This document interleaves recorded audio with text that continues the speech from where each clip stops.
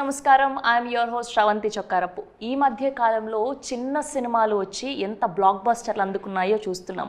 అసలు ఎక్స్పెక్టేషన్స్ లేకుండా చిన్న సినిమాలుగా మొదలై పెద్ద బ్లాక్ బస్టర్ అందుకున్నాయి. సో అదే కోవలో ఈ జూలై 18న మిస్టర్ రెడ్డి అంటూ ఒక ఎమోషనల్ రోలర్ కోస్టర్ రైడ్ని, ఒక బ్యూటిఫుల్ 2 లవ్ స్టోరీల్ని అందిస్తూ టీం అందరూ రెడీగా ఉన్నారు.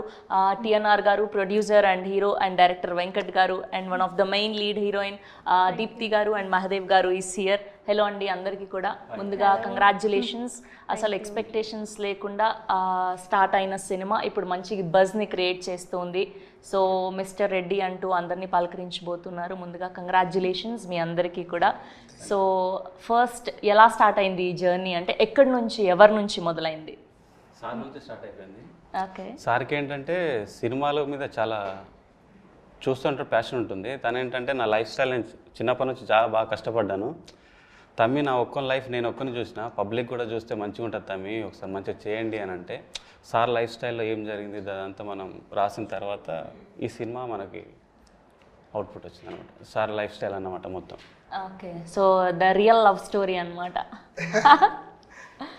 టిఎన్ఆర్ గారు చెప్పండి. సో చూసాం మేము స్క్రీన్లో, ఆఫ్ కోర్స్ టీజర్లో, ట్రైలర్లో అండ్ పాటల్లో.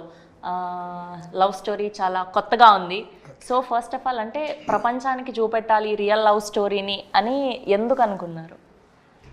ఎందుకు అనుకున్నా అంటే, కొంచెం ఎక్కువగా అమ్మాయి గురించి బాధపడి, కొంచెం కొద్ది మంది కూడా నాకు తెలిసిన వాళ్ళు కూడా, నా చుట్టాలలో కూడా కొంతమంది చనిపోయారు. అంటే అక్కడి దాకా వెళ్ళారు, సూసైడ్ చేసుకోవటం అట్లాంటివి కొన్ని చాలా చూసుకుంటూ వచ్చాను కదా. సో నేను కూడా కొంచెం అదే బాటలో నేను లవ్ చేశాను కాబట్టి. మీరు కూడా లవ్ చేసి సూసైడ్ దాకా వెళ్దాం అనుకున్నారు? దక్కక వెళ్ళలేదు. ఓకే, వెళ్ళను నేను. వెళ్ళటోనే అయితే ఈ సినిమా తీస్తా. అలాంటి ఆలోచనలు ఏమైనా కలిగాయా అని? వచ్చినాయి, అవిటను నేను కంట్రోల్ పెట్టుకున్నా. నాకు ఆ కంట్రోల్ పవర్ నాకుంది. ఓకే. అందుకని అట్లా, ఎందుకంటే నేను ఒక అమ్మాయిని లవ్ చేసిన కాబట్టి ఆమె ఇష్టమైతేనే నేను, ఆమె ఇష్టం బలవంత అట్లా ఆమెను ఇబ్బంది పెట్టే రకం నాకు కాదు. అందుకనేసి అట్లా చూపెట్టిన ఆ సినిమాలో. ఆమెను ఆ సినిమా చూస్తే తెలుస్తుంది, ఇక నాకు ఎక్కువ మాట్లాడడానికి రాదు. ఓకే, అర్థమైంది. మొత్తానికి మీ ప్రేమ కథని ప్రపంచానికి పరిచయం చేయాలని ఫిక్స్ అయ్యారు. అట్లా అందుకని వచ్చేసి లవ్ స్టోరీ ఒక పార్ట్.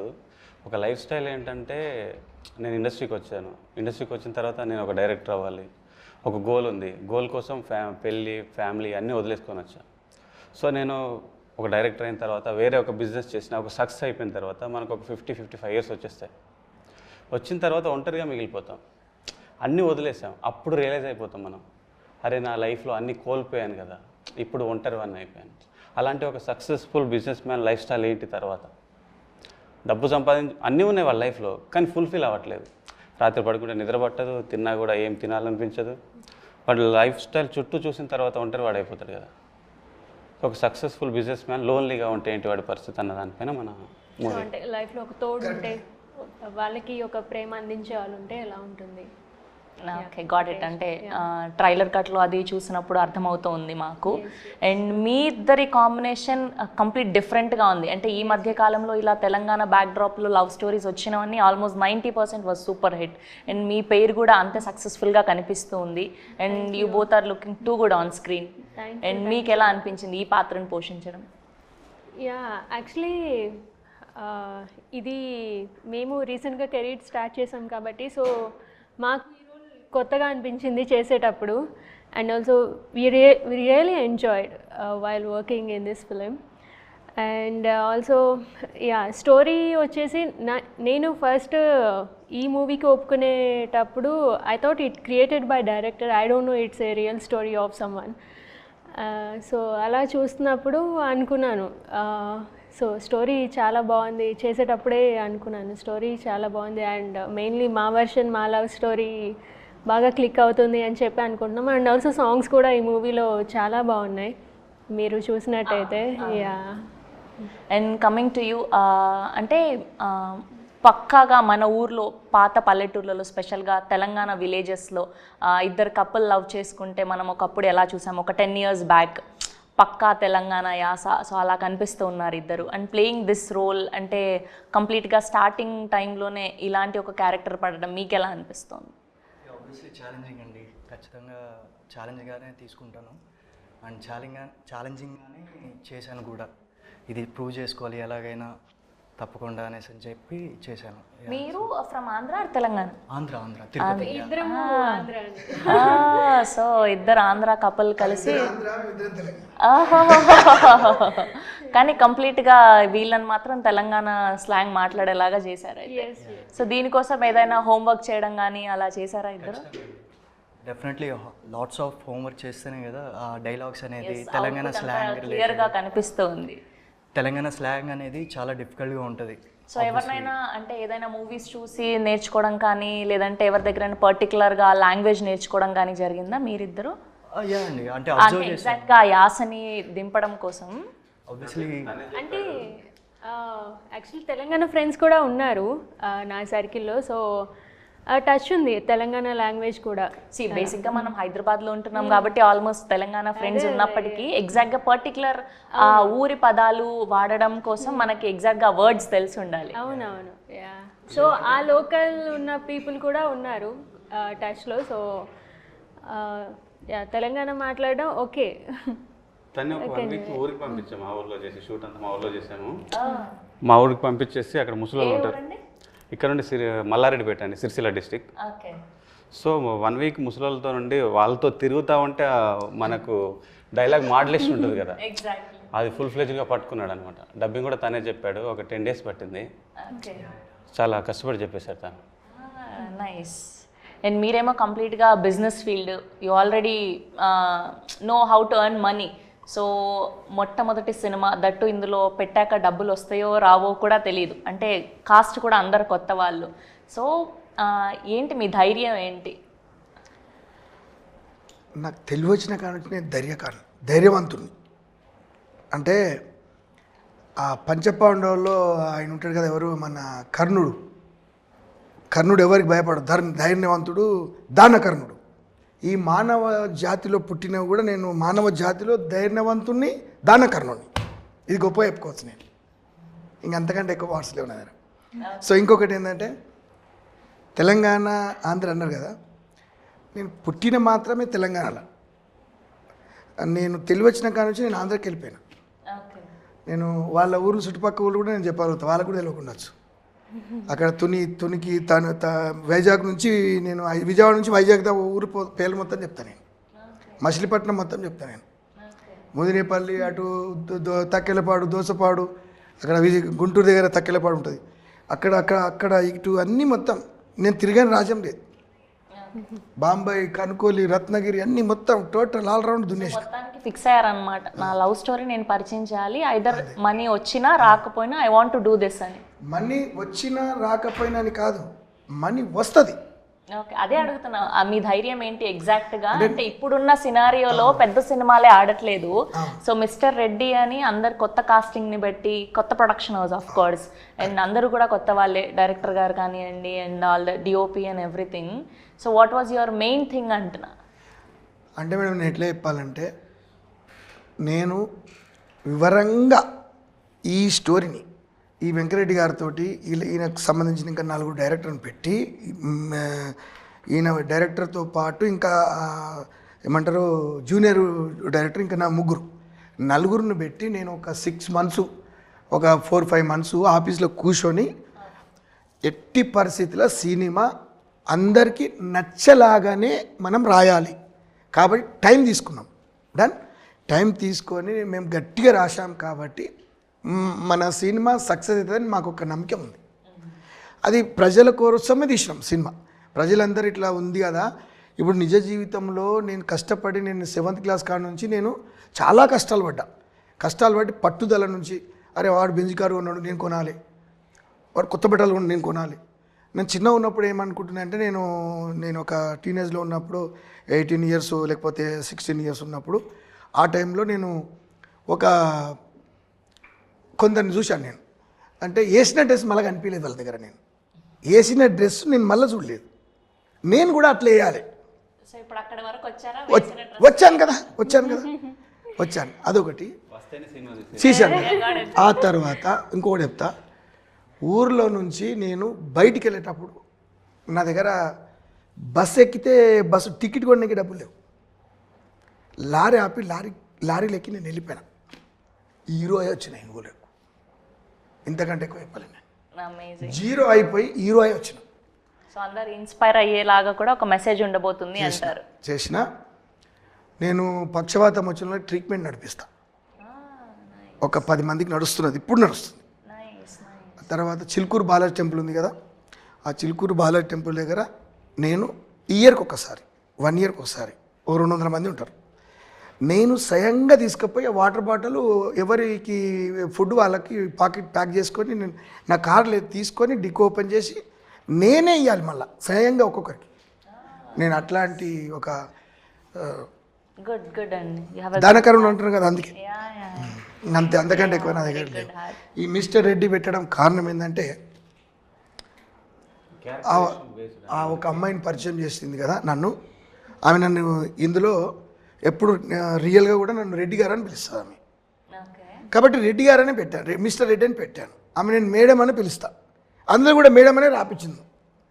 నేను ఏమైతే చెప్పానో దానికి ఇంకా చక్కగా రూపుదిద్దాను మా వెంకటరెడ్డి. సో ఎగ్జాక్ట్గా ఆయన రియల్ స్టోరీనే రాయడం జరిగిందా, కొన్ని ఏమైనా కల్పితాలు కూడా చేసి? అఫ్ కోర్స్ చేయాల్సి వస్తుంది సినిమా తగ్గట్టుగా రాసింది. సినిమాకు సింక్ అవ్వాలి కదా మేడం, మనం ఫ్లెక్సిబుల్గా మనకి ఏది నచ్చుతుందో అది ఫుల్ ఫ్లెజ్డ్గా అంటే మనం లిబర్టీ తీసుకోవాలి. ఎగ్జాక్ట్లీ మన సినిమా లిబర్టీ తీసేసుకొని రాసింది మొత్తం ఫుల్ ఫ్లెజ్డ్గా. What was the main exact point అండి? ఇంతకు చెప్పాను కదా, ఒక సక్సెస్ఫుల్ మ్యాన్ది లోన్లీనెస్ ఉంది కదా. తనేంటంటే ఒక పర్సన్ ఊరి నుండి కట్టుబట్టలతో హైదరాబాద్ వచ్చిన తర్వాత తనకు ఊర్లో వచ్చిన ఎదురైన పరిస్థితుల ద్వారా హైదరాబాద్ వచ్చేస్తాడు. వచ్చిన తర్వాత వాడు కష్టపడుతూనే ఉంటాడు, డబ్బులు సంపాదించాలని కసిలో వాళ్ళ లైఫ్ని మొత్తం స్పాయిల్ చేసుకుంటాడు. ఒక 50 ప్లేస్ వచ్చేస్తుంది, వాడు అనుకున్న గోల్ రీచ్ అయిపోతాడు.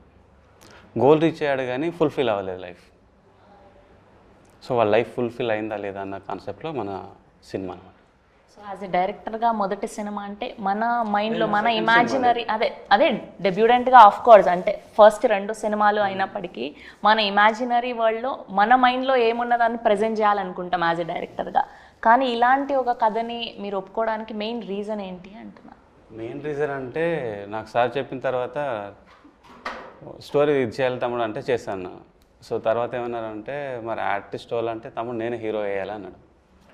ఓకే లేకపోతే సినిమా సరే నేను హీరో అవ్వటానికే కదా నేను సినిమా తీసింది.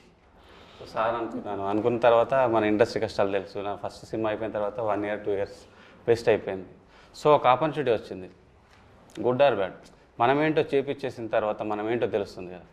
సో అందుకే సార్ చేస్తాన్న తర్వాత సార్ బాడీ లాంగ్వేజ్ మార్చేసి తర్వాత వే ఆఫ్ టాకింగ్ మార్చేసి యాక్టింగ్ నేర్పించేసి సో మీరు చూస్తున్న పర్సన్ ఇలా ఉండడు మూవీలో 100% ఫుల్ ఫ్లేవ్ 1% కూడా ఉండవు, 100% డిఫరెంట్గా ఉంటుంది. ఆ క్యారెక్టర్కి ఎలా తగ్గట్టు మొత్తం మలిచేసుకున్నాను. ఏదైనా హోంవర్క్ క్లాసెస్ చేయడం జరిగిందా? ఆఫీస్లో జరిగింది, బయట ఎవరు లేరు. ఒక 3 months వర్క్ చేయించేస్తాను. ఓకే అనుకున్న తర్వాత ఓకే నాకు అనుకున్న తర్వాత షూట్కి వెళ్ళాను. ఓకే. సో తనేంటంటే ఒకటికి ఫస్ట్ డే షూట్ జరుగుతుంది, అసలు కెమెరా అసలు తెలియదు, కెమెరా ముందుకు ఎప్పుడు రాలే. మామూలుగా మొబైల్లో ఫోటో తీసుకోవడం తప్ప ఏం లేదు. ఒక 100 మెంబర్స్ జూనియర్స్ ఉన్నారు, షార్ట్ చేస్తున్నాం, మినిమం ఒక 20 టేక్స్ తీసుకున్నా. ఆయన అసలు సిగ్గుపడట్లేదు, భయపడట్లేదు. జూనియర్స్ అంతా నవ్వుతున్నారు.